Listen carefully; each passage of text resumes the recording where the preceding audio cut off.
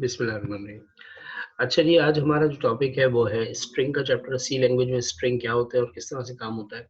तो string basically implement किया जाता है सी लैंग्वेज में as a series of character या as a array of character. ठीक है, जब भी हमें सी लैंग्वेज में स्ट्रिंग बनाना होगा तो स्ट्रिंग की कोई data type built in C language में मौजूद नहीं है। आपको इसके लिए कैरेक्टर एरे बनाना होगा और जितनी भी बड़ी स्ट्रिंग आपने रखनी है। अब सपोज कर लें कि भाई हमें वेल डन लिखना था तो WELL 4 कैरेक्टर होगा, स्पेस का 1 कैरेक्टर और DONE के 4 कैरेक्टर, तो ये 9 कैरेक्टर थे। तो एक्चुअली जब भी 9 कैरेक्टर या 10 कैरेक्टर हमें स्ट्रिंग बनाना है या 100 कैरेक्टर, तो बेसिकली एक एक्स्ट्रा एरे का एलिमेंट आप जरूर रखें उसके अंदर। रीजन उसकी क्या है कि सी लैंग्वेज जब इम्प्लीमेंट करता है किसी भी कैरेक्टर एरे को स्ट्रिंग बनाने के लिए, तो वो उसके आखिर में एक नल कैरेक्टर ऐड कर देता है \0। ये हमें मैनुअली ऐड नहीं करना होता। ये एरे जब भी खुद इनिशिएट होगा स्ट्रिंग के साथ, तो वो टर्मिनेटर के तौर पे \0 ऐड कर देता है। इसका मतलब ये होता है कि यहाँ पर स्ट्रिंग का एंड हो रहा है। स्ट्रिंग वेरिएबल और कांस्टेंट बनाने का तरीका कार क्या है। स्ट्रिंग वेरिएबल बनाने के लिए हम चलते हैं हमारे कोड की तरफ और हमने एक सोर्स फाइल बना ली, include stdio.h। ये मैंने जो है वो अपनी हेडर फाइल ऐड कर ली और यहाँ पर मैं void मेन मेथड मैंने बनाया। अच्छा, अब इस मेन के मेथड में मैं एक कैरेक्टर एरे बनाता हूँ। मैंने कहा character for example my name, कोई भी वेरिएबल आप बना लें और उसके अंदर आप उसको लेंथ बता दें, इस एरे की लेंथ कितनी है। तो बेसिकली ये माय नेम का कैरेक्टर एरे बन गया। अब ये स्ट्रिंग एक्सेप्ट कर सकता है। अब स्ट्रिंग एक्सेप्ट करने के लिए जो मेथड हमारे पास है, बुक में भी इसका तस्करा है। पहले पॉइंटर है, मैं बताऊंगा आपको। अगर डायरेक्ट कभी आपको फॉर एग्जांपल एक स्ट्रिंग आपको डायरेक्ट इनिशिएट करनी है कोड टाइम पर ही, ठीक है, कंपाइल टाइम पर ही, तो आप उसको पॉइंटर के तौर पर डिक्लेयर करते हैं। फॉर एग्जांपल मैंने कहा n इक्वल टू, अब इस तरीके से मैं यहाँ पर पूरी स्ट्रिंग लिख सकता हूँ और टर्मिनेट कर दूंगा। तो ये जो n का पॉइंटर है, n बेसिकली कैरेक्टर वेरिएबल है और पॉइंटर उसका एड्रेस रिटर्न कर रहा है। उस एड्रेस पे a सेव होगा और उसके बराबर वाले एड्रेस पे फिर f सेव होगा। इस तरह जितनी भी स्ट्रिंग है मेरी बराबर बराबर में प्लेस हो जाएगी और ये कैरेक्टर एरे ही बन जाएगा। ठीक है, तो ये तरीका है डायरेक्ट इनिशिएट करने का। अगर आप डायरेक्ट कभी इनिशिएट करना चाहते हैं तो इस तरह से यूज कर लें। फिर इसके बाद आते हैं आपके पास दो मेथड स्ट्रिंग के, जो कि इनपुट आउटपुट मेथड है। वो है आपके पास gets and puts. Gets का मतलब है कि आप यूजर से इनपुट ले सकते हैं और उसको किसी वेरिएबल के अंदर किसी कैरेक्टर एरे में पास कर सकते हैं। और जो पुट एस है हमारा, वो प्रिंटिंग के लिए इस्तेमाल होता है, लेकिन सिर्फ स्ट्रिंग के लिए। ये फॉर्मेटेड नहीं होगा, ये सीधा सीधा स्ट्रिंग प्रिंट ही करेगा। आइए कुछ इस पर काम कर लेते हैं। फॉर एग्जाम्पल मैंने कभी मुझे माई नेम की वैल्यू लेनी है, तो मैंने पहले पुट एस में लिखा कि स्ट्रिंग लिखा हुआ दिखाएं, एंटर योर नेम। ठीक है, कोई भी चीज उसने इस तरह से लिख दी। इसके बाद गेट एस में हम इनपुट लेंगे। मैंने कहा जो भी इनपुट आएगा वो माई नेम में रख दिया जाएगा। तो ये तरीका है इनपुट लेने का इस लाइन में कि taking string value from user.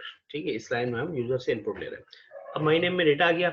अब मैं इसको पुट एस के अंदर माई नेम को प्लेस कर देता हूँ, तो ये हमें आउटपुट मिल जाएगा जो भी हमने इनपुट दिया होगा। इस प्रोग्राम को चला लेते हैं। इस प्रोग्राम को चलाने से पहले सेव करना जरूरी है, तो सेव कर लेते हैं एक बार। और नाम हम इसका रख लेते हैं स्ट्रिंग्स वर्किंग, स्ट्रिंग वर्किंग। ठीक है, प्रोग्राम मेरा कंपाइल हुआ, प्रोग्राम रन होगा। तो देखिए एंटर योर नेम पे आके प्रोग्राम वेट कर रहा है आपका, और ये उस वक्त तक वेट करेगा जब तक यूजर इनपुट नहीं दे देगा, क्योंकि गेट एस वाला मेथड यहाँ पर काम कर रहा है और स्ट्रिंग को गेट करने के लिए यहाँ पर वेट कर रहा है। अब यहाँ पर हमने नाम लिख दिया, फॉर एग्जाम्पल ताहिर अजीज। तो देखिए इनपुट हमने दिया ताहिर अजीज, एंटर किया, तो आउटपुट भी माय नेम का हमारे पास पुट एस से क्या आया, ताहिर अजीज। इसका मतलब है कि हमारे स्ट्रिंग इनपुट भी हुआ और आउटपुट भी हो गया। राइट, हमने एक करेक्टर एरे बनाया, ठीक है, और जो कि स्ट्रिंग बन जाता है। और मैंने एक स्ट्रिंग भी बनाई। डायरेक्ट सी लैंग्वेज में स्ट्रिंग बनाने के लिए पॉइंटर का इस्तेमाल हो जाता है। आप कोई भी करेक्टर स्ट्रिंग करेक्टर पॉइंटर ले लें और उसके आगे इक्वल टू करके आप पूरी स्ट्रिंग अपनी पास कर दें, तो ये जैसे ये ए है, ये उस पॉइंटर के पहले इंडेक्स पे सेव हो जाएगा, फिर उसके बराबर बराबर में जो मेमोरी लोकेशन होंगी उनके ऊपर पूरी स्ट्रिंग सेव हो जाएगी। तो ये डायरेक्ट भी इस्तेमाल हो सकता है एन, ठीक है। लेकिन जो इसका सही तरीका है वो ये कि भी हम एक कैरेक्टर एरे ले ले, फिर हम पुट एस जो है वो स्ट्रिंग पुट करने के लिए इस्तेमाल होता है, पता है सबको। गेट एस के जरिए हम इनपुट ले सकते हैं, फिर मैंने पुट एस में वो इनपुट का आउटपुट दे दिया, ठीक है। तो ये तो हमने सिंपल काम कर लिया। अब बुक के अंदर जो है वो एक एग्जाम्पल है, उसके बाद फॉर्मेटेड स्ट्रिंग आयो ऑपरेशन है। अब फॉर्मेटेड स्ट्रिंग आयो ऑपरेशन कौन सा है? ये तो हमारा स्ट्रिंग का गेट पुट के जो मेथड है ये नॉर्मल स्ट्रिंग के लिए होते हैं। अगर फॉर्मेटेड स्ट्रिंग लेनी है तो हम क्या करेंगे भाई, हम गेट एस की जगह स्कैनफ यूज करेंगे, ठीक है। हम इस लाइन की जगह स्कैनफ यूज करके देख लेते हैं। स्कैनफ में क्या होता है, आपको स्ट्रिंग चाहिए तो परसेंट एस कॉमा और ये आपका वेरिएबल का नाम, ठीक है। तो ये हो गया फॉर्मेटेड इनपुट, ठीक है। फॉर्मेटेड इनपुट लेने का तरीका फ्रॉम यूजर, ठीक है जी। और ये S percent S for string, ठीक है जी, ये हो गया। ये पुट एस है, पुट एस की जगह पर हम प्रिंट एफ भी यूज कर सकते हैं, लेकिन जब हम प्रिंट एफ यूज करते हैं तो हमें एक कंट्रोल स्ट्रिंग देनी होती है कि हम फॉर एग्जांपल हम लिख सकते हैं भाई given name is percent S और यहाँ पर माय नेम प्रिंट हो जाएगा, ठीक है। तो ये भी सही है। अब ये फॉर्मेटेड है, पुट एस में हम फॉर्मेट नहीं कर सकते थे, ठीक है। तो ये फर्क होता है गेट एस और पुट एस का। लेकिन इस्तेमाल अगर आपने स्ट्रिंग इनपुट लेना है तो आप गेट एस यूज करें, बेहतरीन चलेगा। उसकी रीजन क्या है मैं आपको दिखा देता हूँ कि जो स्कैन एफ है, अगर हम स्कैन एफ से इनपुट ले रहे हैं तो मैंने लिखा अफनान स्पेस यूसुफ। तो गौर कीजिएगा कि जैसे हम इंटर करते हैं तो गिवन नेम इज अफनान आ रहा है, उसने यूसुफ को स्किप कर दिया। तो स्कैन एफ में ये प्रॉब्लम है कि वो स्पेस को अपने साथ नहीं लेके जाता, ठीक है। स्पेस के बाद वो स्किप कर देता है, वो उसको नल कैरेक्टर समझ देता है, ठीक है।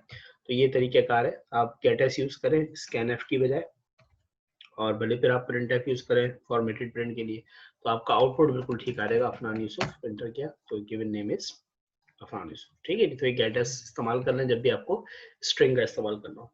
अब इसके अंदर हमारे पास कुछ फंक्शन है, स्ट्रिंग रिलेटेड फंक्शन।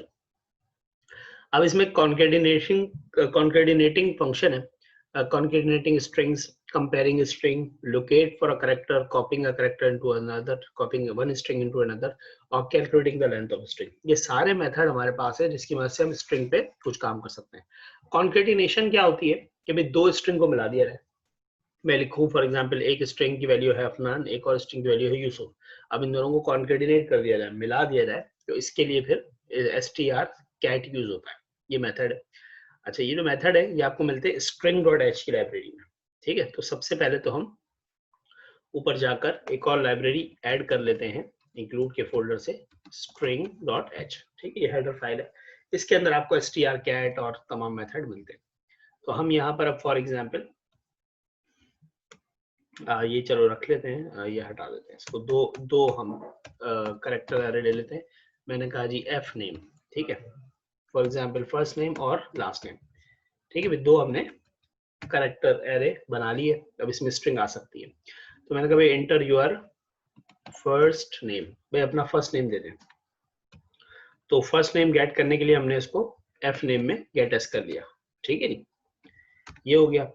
फिर हमने लिखा फॉर एग्जांपल, इसको हटा देते हैं और फिर हमने इसको कॉपी पेस्ट किया, एंटर योर लास्ट नेम, ठीक है भाई। दोनों इनपुट हमने ले लिए। अभी दोनों इनपुट लेने के बाद हम वापस आ गए। अब हम इनको कॉन्केडिनेट करना चाहते हैं कि एक साथ ही ये आ जाए। कॉन्केडिनेशन का क्या तरीका है कि strcat का मेथड है, ये फंक्शन है, और ये क्या करता है, एक स्ट्रिंग कॉमा दूसरा स्ट्रिंग, तो पहले स्ट्रिंग के आगे दूसरा स्ट्रिंग ऐड हो जाएगा, ठीक है, उसी में। ये होता है कॉन्केडिनेशन। तो इसका जो तरीकेकार है वो ये है कि भी जब आप प्रिंट एफ करें या स्कैन एफ करें उस वक्त आप कॉन्केडिनेट कर दें, ठीक है, उसके बाद कॉन्केडिनेट कर दें। अब यहाँ पर देखो इनपुट दोनों ले लिए गए, उसके बाद इसने क्या किया, strcat first name comma last name, तो फर्स्ट नेम के ही आगे लास्ट नेम जुड़ जाएगा। फिर आपने सिर्फ प्रिंट जैसे फर्स्ट नेम करेगा तो लास्ट नेम भी हमें आउटपुट में मिल जाएगा। तो हम भी ये काम कर लेते हैं, हम दोनों इनपुट ले चुके हैं। मैंने कहा जी strcat, तो मेरा F name comma L name, ये दोनों मैंने कॉन्केटिनेट कर दिए। अब जब भी मैंने कॉन्केटिनेट कर दिए तो क्या हुआ कि फर्स्ट नेम जो है मेरा एफ नेम जो है उसी में लास्ट नेम भी ऐड हो चुका हुआ। अब मैं इन दोनों को प्रिंट करना चाहता हूँ एक साथ, पुट एस कर लेते हैं।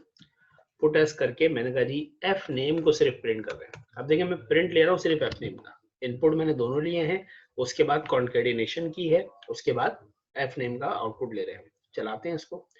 प्रोग्राम पूछ रहा है एंटर योर फर्स्ट नेम, मैंने कहा जी पहला नाम है मेरा अफनान, स्पेस भी मैंने साथ ही दे दिया ताकि वहां पे स्पेस आ जाए। सेकंड नेम मैंने कहा जी यूसुफ, एंटर किया तो देखिए अफनान यूसुफ एक साथ आ गया। ठीक है, तो ये क्या हो गया, कॉन्केटिनेशन हो गई। ठीक है भाई, ये कॉन्केटिनेशन हमारी इस लाइन से हो गई। कोई प्रॉब्लम किसी को, कोई सवाल?